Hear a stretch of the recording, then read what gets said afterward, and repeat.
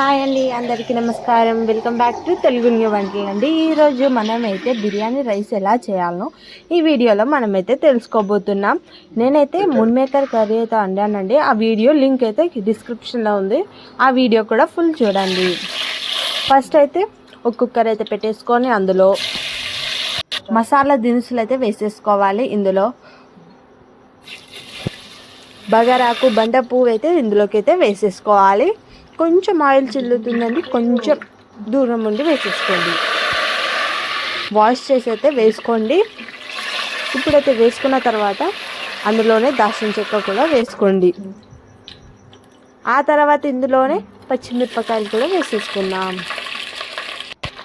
వేసుకొని అయితే మొత్తం అయితే మిక్స్ అయితే చేసుకోవాలి. మీకైతే వీడియోలో చూపెట్టే విధంగా అయితే మొత్తం అయితే మిక్స్ అయితే చేసుకోవాలి.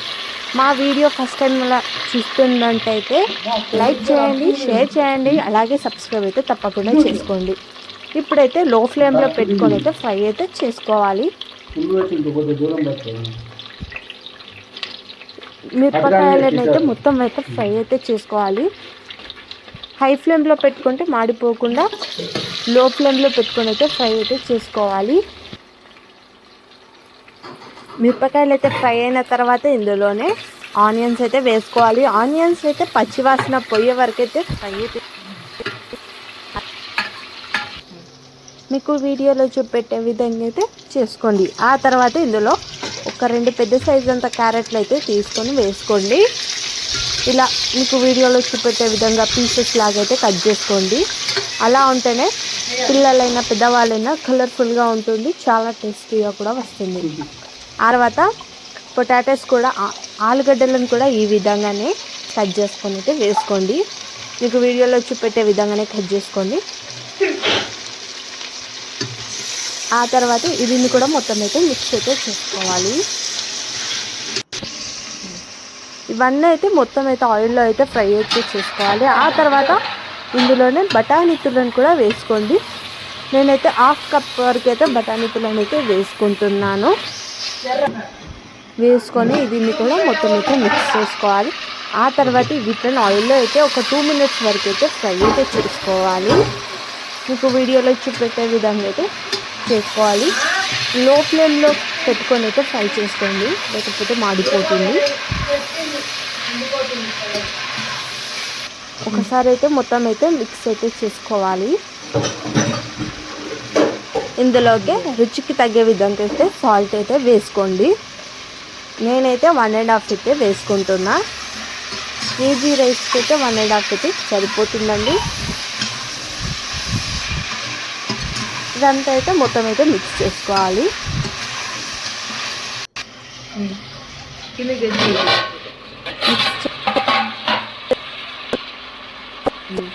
అయితే చేసుకోవాలి. తర్వాత ఇందులోకి అయితే 1/2 లీటర్ వరకు అయితే వాటర్ అయితే యాడ్ చేసుకోవాలి. మీకైతే వీడియోలో చూపెట్టే విధంగా అయితే చేసుకోండి. ఇక్కడనే సైడ్కి అయితే 1 కేజీ రైస్ వరకు అయితే నేనైతే నానబెట్టుకున్నా 1/2 అవర్ ముందే. ఇప్పుడైతే కొంచెం సేపు వాటర్ అయితే బాయిల్ కావాలి. ఇప్పుడైతే హై ఫ్లేమ్లో పెట్టుకొని అయితే బాయిల్డ్ అయితే చేసుకోవాలి. ఇలాంటి ఎన్నో రెసిపీస్ కోసం మా ఛానల్ని అయితే తప్పకుండా సబ్స్క్రైబ్ చేసుకోండి. మా ఛానల్ పేరు తెలుగు న్యూ వంటలండి. ఆ తర్వాత ఇందులోకి బాయిల్డ్ అయ్యే టైంలోనే కొత్తిమీర ఆకును కూడా వేసేసుకుందాం. వేసుకున్న తర్వాత మీకు వీడియోలో చూపెట్టే విధంగా అయితే బాయిల్డ్ అయిన తర్వాత రైస్ అయితే వేసేసుకోవాలి.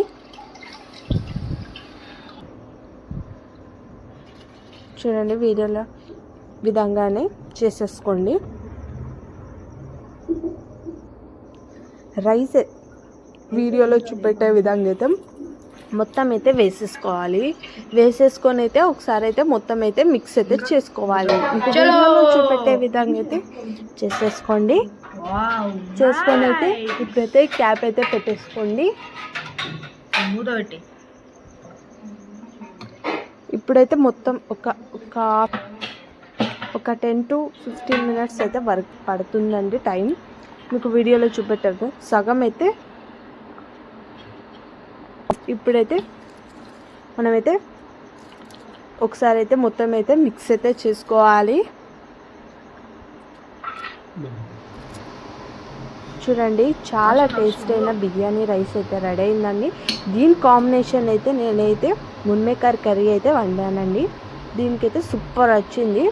మీరు ఆ వీడియో కూడా చూడాలంటే కింద డిస్క్రిప్షన్లో ఉంది. మొత్తం అయితే ఫుల్ వీడియో అయితే చూడండి. ఒక ప్లేట్లోకి అయితే సర్వ్ చేసుకోవాలండి. ఇందులో rice, biryani rice, tomato curry అయితే చాలా టేస్టీగా ఉంది. ఎంత కలర్ఫుల్గా వచ్చిందంటే అంత కలర్ఫుల్గా వచ్చింది. Thank you for watching this video.